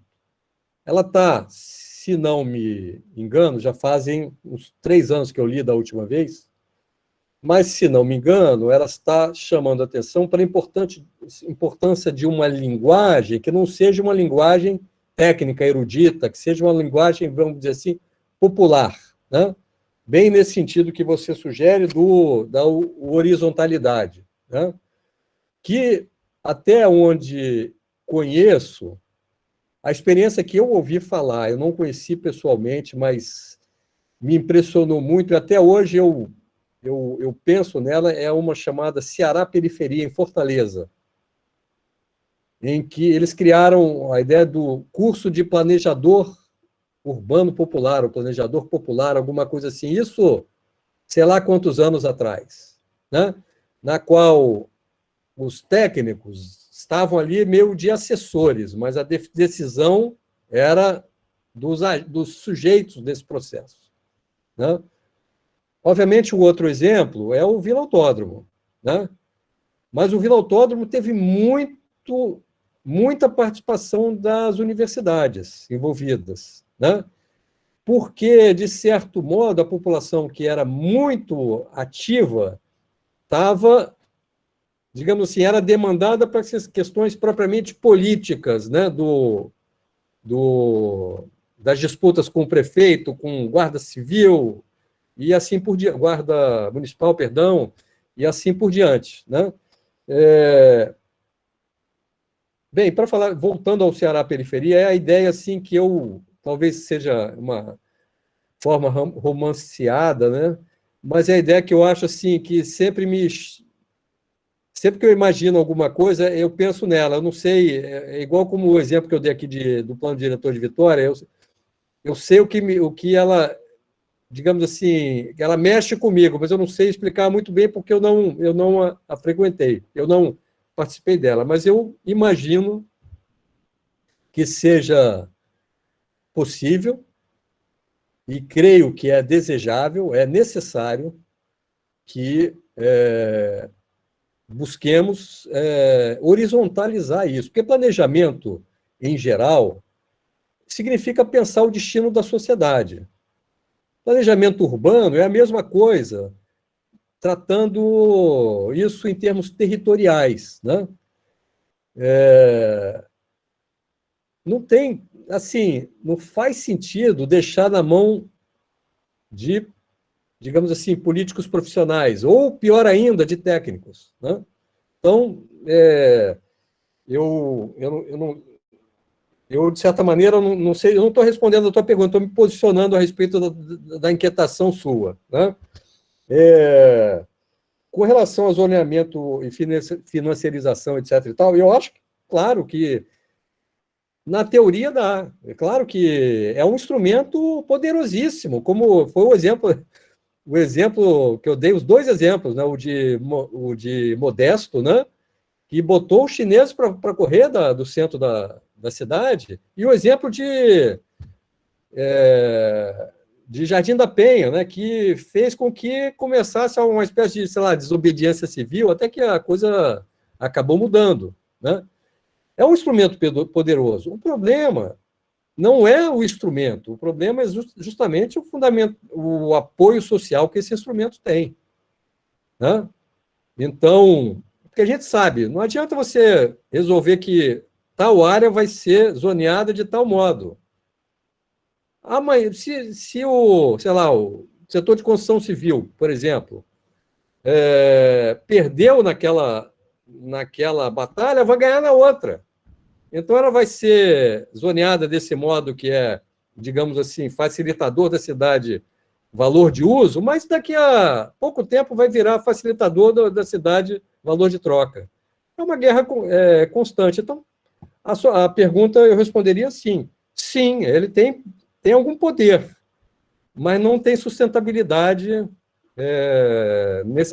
não tem necessariamente sustentabilidade política. Por fim, a Mariana referiu-se a ao coeficiente único, mas deixou entrever, eu vi até já uma apresentação, 2 vezes, aliás, a apresentação do plano diretor de Belo Horizonte pelo Roberto Montemor, né? Mas eu não lembrava de detalhes, e a verdade é que, além do coeficiente único, também tem aquele coeficiente plus, né? De quem consegue, então, fazer com que o coeficiente único suba na medida que ele entra com algum recurso, algum tipo de negociação, né? Então, para mim, isso me parece ser mais assim uma espécie de estratégia, segundo a qual se vai lidar com o mercado imobiliário, né? Que é um dos, que, vamos dizer, congrega um grupo de agentes com significativa força sobre a cidade. Mas eu não vejo em si diferença entre ter um coeficiente único com várias áreas, ou setores, ou regiões, ou zonas, onde esse coeficiente pode ser mudado, ou ter vários coeficientes já específicos, digamos assim, pré-definidos, né? Definidos de antemão. É isso. Julieta, né? Posso fazer um comentário aqui? Posso, Pedro? Você tem que responder também a Mariana. Não, mas hoje é o seu dia, né? Não, é isso. Mas eu quero fazer um comentário que é o seguinte. É claro que essa disputa, né, entre o uso do solo presente na cidade, é ela que movimenta todas as atividades urbanas, né, e o licenciamento e tudo. Porém, há instrumentos e instrumentos, entendeu? Eu acho que o zoneamento é um instrumento que ele dificulta o controle social, porque os índices e parâmetros urbanísticos que estão dentro do zoneamento urbano são definidos num fórum que fica fora da vida social, né? Fica reservado lá no Poder Legislativo e é mudado todos os dias, né? Ele sai da vida social. Eu fico pensando, na Alemanha, eu morei na Alemanha um tempo, né? Na Alemanha existe um instrumento que é o relatório de impacto de vizinhança, por exemplo. Então, um empresário faz um projeto, primeiro que o projeto não é por terreno, por área, porque a cidade já está pronta, né? E ninguém imagina que vai derrubar a cidade para construir outra, coisa que acontece no Brasil. No Brasil, você destrói um edifício de 4 andares, né, porque ele está velho, sei lá, né, e para construir um de 20. Isso é uma coisa que não existe em lugar nenhum. Acabou de construir, está construído, encerrou o assunto, né? Mas, digamos, quando existe algum projeto, tem um instrumento ali que convoca o bairro, é obrigado a acontecer isso, né? Convoca os moradores do bairro para colocar em julgamento ou em audiência pública, né, se eles acatam. Isso é interessante, porque o anúncio dessas mudanças é assim, nas paradas de ônibus. Está escrito lá, convocada para tal audiência pública sobre o novo edifício que vai acontecer, entende? Então, assim, esse instrumento, eu acho que isso tem a ver, inclusive, com a fúria do capital imobiliário no Brasil, entendeu? Eu estava respondendo agora, assim, comentando que aquele rapaz perguntou como é que era no Sul, né?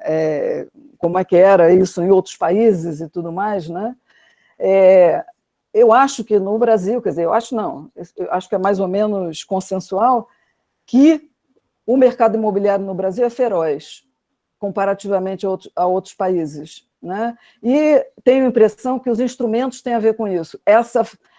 Entendeu? Essa retirada dos instrumentos, é tudo a boca pequena, na calada da noite que muda, quando a população olha, já mudou tudo, né? Porque é uma fúria, é incompreensível. Aquilo que está acontecendo, por exemplo, em Copacabana agora, que o Fórum está brigando, né, do reviver o centro, aquilo é um absurdo. Como é que você vai construir em Copacabana um bairro ultra adensado, você vai construir, adensar mais ainda, entendeu? Então, assim, é um mercado imobiliário, assim, é um agente imobiliário que ele está completamente dono né, da situação, e, enfim. E aí eu acho que esse instrumento, o zoneamento, é um instrumento pior. Se houvesse algum... É pior para o controle social, né, que ele fica reservado. Agora, respondendo para a Mariana, né, o coeficiente de aproveitamento único depende, porque a ideia é ele retirar a mais-valia, uma parte do lucro, né? Se ele for eficaz, de fato, nessa retirada, ele funciona inclusive para baixar o preço, que é o que se pensava na época que adotou ele era proposto, né? Agora, se ele é uma taxa apenas que você paga, o mercado imobiliário paga aquela taxa porque ele vai ganhar muito mais, entendeu? Então, não tem que ver como é que esse coeficiente de aproveitamento único, esse solo criado, né, está sendo aplicado. Isso tem que ver. Se ele, de fato, está mexendo na mais-valia, né, ou se ele dá um raspãozinho de nada, porque o mercado imobiliário se adapta a essas situações todas com facilidade. Está lá o CEPAC, as CEPACs que só favorecem... Enfim, é isso que a gente tem. É isso. Não sei se eu respondi. Desculpa, hein, Pedro? Hoje é o seu dia, né? Que é isso, Julieta? É porque eu fico empolgada com a discussão. Estou aposentada, você sabe como é, né? Nada, você conhece muito mais do assunto do que eu. Não, que nada, Pedro. É isso. Muito bom. A gente pode fazer mais uma rodada de perguntas. Temos ainda mais uns 15 minutos. Se tiver alguém querendo se inscrever, mais algum comentário? Mariana agradece respostas.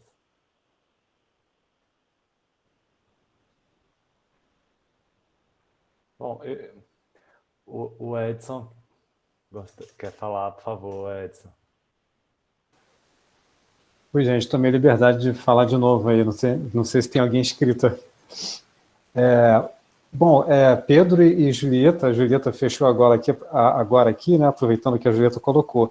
E é uma coisa, Julieta, indo direcionado àquilo que você disse, com relação a essa coisa da mais-valia urbana em cima do solo criado, né? E aí, Pedro, também, o que vocês acham com relação a essa coisa da outorga onerosa do direito de construir? Existe hoje, participei em algumas reuniões do Plano Diretor do Rio de Janeiro, por exemplo, então tem um afã muito grande em se introduzir esse instrumento, da outorga onerosa de fato do direito de construir, né? Me parece que o Rio de Janeiro passou há mais de uma década sem sequer estar executando isso efetivamente no seu plano diretor. Então, as pessoas construíam, né, em cima do índice 1, que é uma coisa que a Mariana colocou aqui, Mariana Camilo, né, construindo acima do índice 1 e chegando até o índice máximo. E aí, muitas das vezes, em alguns planos diretores, há uma cobrança em cima desse solo criado, né, em cima da mais-valia urbana, que é essa coisa da outorga onerosa do direito de construir. Eu, particularmente, sempre achei cobrar uma taxa, por mais alta que seja, mas estática no tempo, né? Quer dizer, o cara pagou aquela taxa ali e depois ele vai ficar 10, 20, 50 anos fazendo usufruto dessa, entre aspas, né, especulação, ou até sem aspas mesmo, né, do solo urbano que foi feito no solo criado, né? Então, assim, o que vocês acham com relação a isso? Assim, será que a outorga onerosa do direito de construir anula essa questão, né, do direito à terra, enfim, de fato do solo criado ser socializado, né, à coletividade, aquela discussão que o estudo da cidade põe para a gente, né? É isso. Olha, eu vou ser bem simples na resposta. Eu sou ainda mais limitado nesse assunto, Edson. Eu confesso assim, acho, ou pode ou não pode, eu confesso que eu penso simplesmente assim, entendeu? Agora, eu entendo que que essa ideia surja quando, a partir de indivíduos, grupos que tenham, digamos assim, um conhecimento tal da ação do mercado imobiliário, das práticas. E aí a Julieta vai poder realmente responder essa pergunta. Conhecimento do mercado imobiliário, das práticas governamentais no controle do espaço urbano, etc. e tal, que, então, digamos assim, se sintam à vontade de criar esse tipo de instrumento. Mas eu, pessoalmente, assim, aí sim, muito ingenuamente, me parece assim, pô, se não pode, não pode. Por que vai pagar mais? Se pode, pode. Se não pode, não pode. É assim que eu diria ingenuamente. Posso falar? Olha só, eu acho que cai nisso mesmo, viu, Pedro?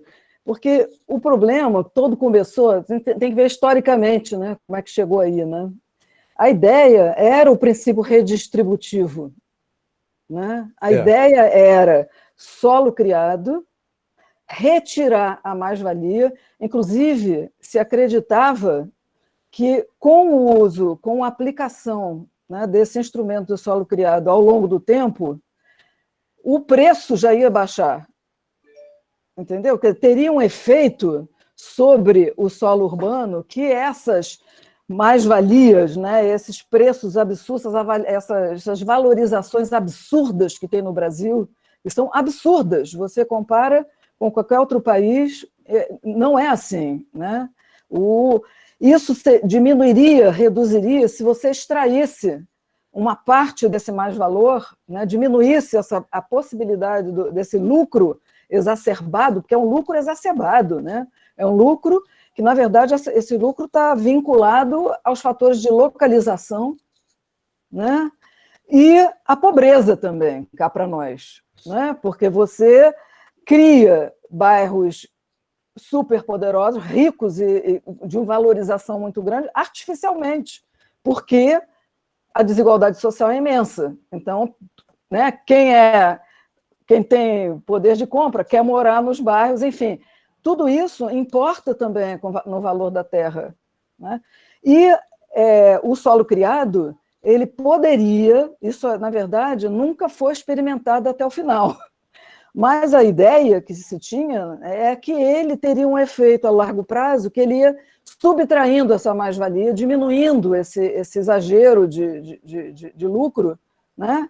A ponto de o próprio agente imobiliário também não verticalizar tanto, porque ele verticaliza muito, porque o preço do solo ali naquele lugar, renda diferencial é enorme. Enfim, é um né, negócio grande demais.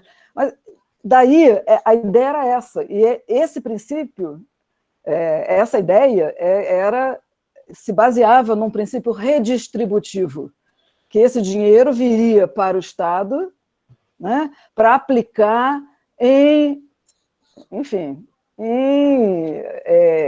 infraestruturar e botar equipamentos em áreas urbanas que necessitavam. Essa era a ideia inicial.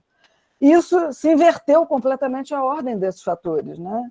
A ponto de a outorga onerosa agora fazer caixa para a prefeitura, né? Porque o que acontece, como perdeu essa conta, entendeu? Nem a prefeitura é obrigada, por exemplo, a direcionar esses recursos para as áreas mais pobres, entendeu? E nem se retira a mais-valia, não tem uma conta de retirada da mais-valia. Enfim, o instrumento ficou flutuando, né, ao sabor né, do desejo imobiliário. Então, desejo imobiliário da prefeitura, né, porque a prefeitura descobriu uma maneira de fazer caixa com essa outorga onerosa e aplicar onde ela quer. Quer dizer, na verdade, onde ela está aplicando é nos bairros mais valorizados, para valorizar mais ainda, né? E aí é uma coisa de troca. Tanto a prefeitura está valorizando para o mercado imobiliário, porque ela está nesse momento, a prefeitura está num grau de vínculo com o mercado imobiliário que nunca houve também, né? É uma coisa assim, entendeu? Julieta, desculpa te interromper, virou um instrumento de arrecadação e não de planejamento. Né? Você tem toda a razão. Exatamente, entendeu? E aí, como também não se discute para onde vai, vai para onde o mercado quer. Então, fica assim, eu faço e... Ora, o mercado está interessado nisso também, deve estar, né? Fala assim, pô, eu tenho que dar algum dinheiro para a prefeitura para ele infraestruturar a Barra da Tijuca para eu poder construir lá. Porque a prefeitura não tem dinheiro para nada, quer dizer, tem pouco dinheiro para investimento. Então, esse dinheiro, eu acho que é uma coisa mais ou menos assim, talvez eu esteja exagerando um pouco, mas eu acho que é uma coisa, vai por esse caminho aí, viu? E aí é muito ruim isso, muito triste, porque a outorga onerosa foi pensada no Estatuto da Cidade para cumprir a função social da propriedade, entendeu? E aí, a última coisa que ela está fazendo é cumprir a função social da propriedade. É isso. Então, só para complementar, quando eu falei ingenuidade da minha parte, é porque, na verdade, agora eu vou dar uma de valente. Significava que eu estava certo, né? A minha ingenuidade é mais certa do que... como eu não conheço exatamente os jogos, como é que eles funcionam, como eles acontecem, eu me parece que me sinto mais seguro no dizer pode ou não pode. Mas apostou-se que os jogos seriam jogáveis, né? Que dava para fazer um jogo. Não deu. O que você está falando é isso, né? Na verdade, assim, tem uma interpretação das regras, né? Tem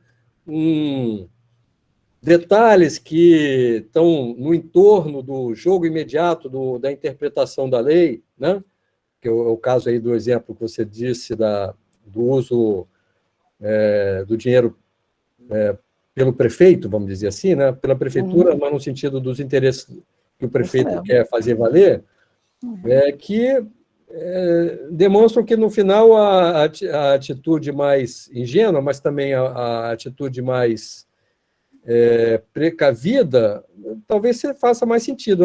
Se eu olhar também, aí puxando para um assunto para outra brasa, para você falar mais um pouco, Julieta. Os instrumentos, você não tinha a impressão de que com o Estatuto da Cidade, assim, o mundo ia mudar completamente? Nunca tive essa impressão. Não, mas muita gente teve. Eu não achava, eu dizia isso, inclusive, só que eu fui até meio alijada dessa discussão, porque eu dizia, olha, isso não vai dar certo. Entendeu? Muita gente, a maioria, provavelmente, achava que era a solução de tudo, né? Mas, Pedro, sabe o que aconteceu? Eu até falei na apresentação que eu fiz aqui do plano diretor, eu falei o que eu acho.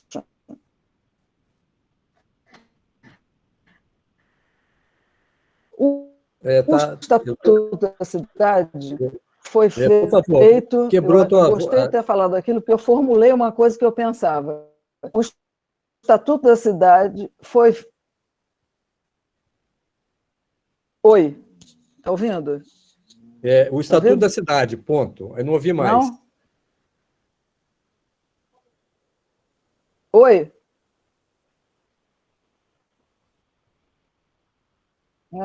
Não, né? Agora, está ouvindo agora? Sim. Está ouvindo? Sim. Está ouvindo, Pedro? Estou ouvindo. Ela que... Acho que... Vocês estão ouvindo? Está ouvindo? O Estatuto da Cidade... Então, eu vou falar. Vamos ver se eu... O Estatuto da Cidade foi... O estágio, entendeu? Não foi feito para coibir os prefeitos mal intencionados, entendeu? Porque todos os instrumentos são muito bons quando o prefeito é bom. Eu acho que foi muito baseado, eu até contei aquela história que eu fui, na apresentação, que eu fui num congresso de direito urbanístico, naquela época, no início dos anos 2000, e eu saí daqui com o César Maia pintando e bordando com as operações interligadas, né, começando esse processo aí de outorga.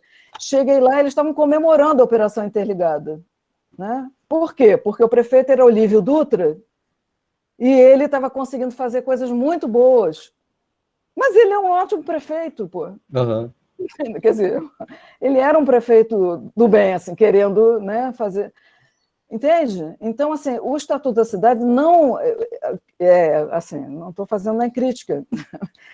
Estou fazendo crítica, assim. Mas, assim, eu acho... eu acho que ele foi meio iludido, entendeu? E não pensou, os instrumentos ali não foram bem refletidos em relação aos prefeitos que estavam querendo fazer caixa, aos prefeitos, entendeu?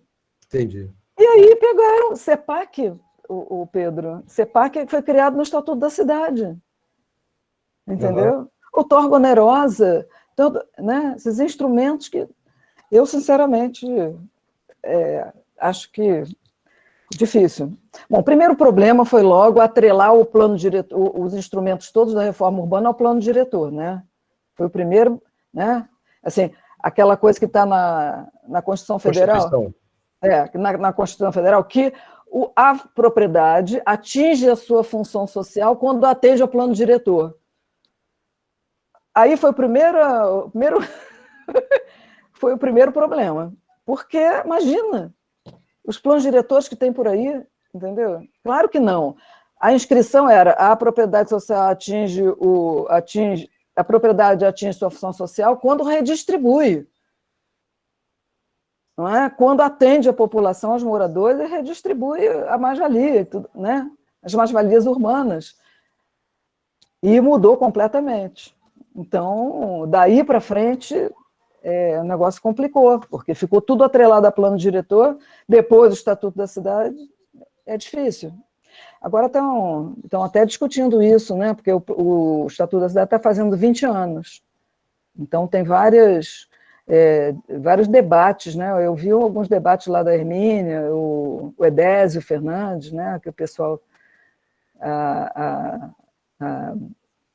Betânia Alfonsin, né? O pessoal discutindo e falando, realmente, é difícil. É isso.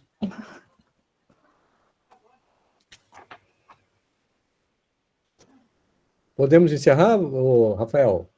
Sim, está realmente na nossa hora. Se você quiser fazer algum fechamento, Pedro, alguma provocação final. Não, eu queria agradecer a paciência, a oportunidade. Foi realmente, como eu respondi para alguém aqui, foi uma oportunidade boa, aproveitei dentro do possível na minha vida hoje. A minha vida, eu estou vivendo uma outra pandemia, mas para mim foi realmente, gostei de ter sido desafiado a tratar disso e, de certa maneira, realmente, como falei, fiquei pensando, poxa, eu deveria ter dado mais atenção a uma discussão como essa, né? Muito obrigado a vocês, viu? Espero vê-los em outra ocasião.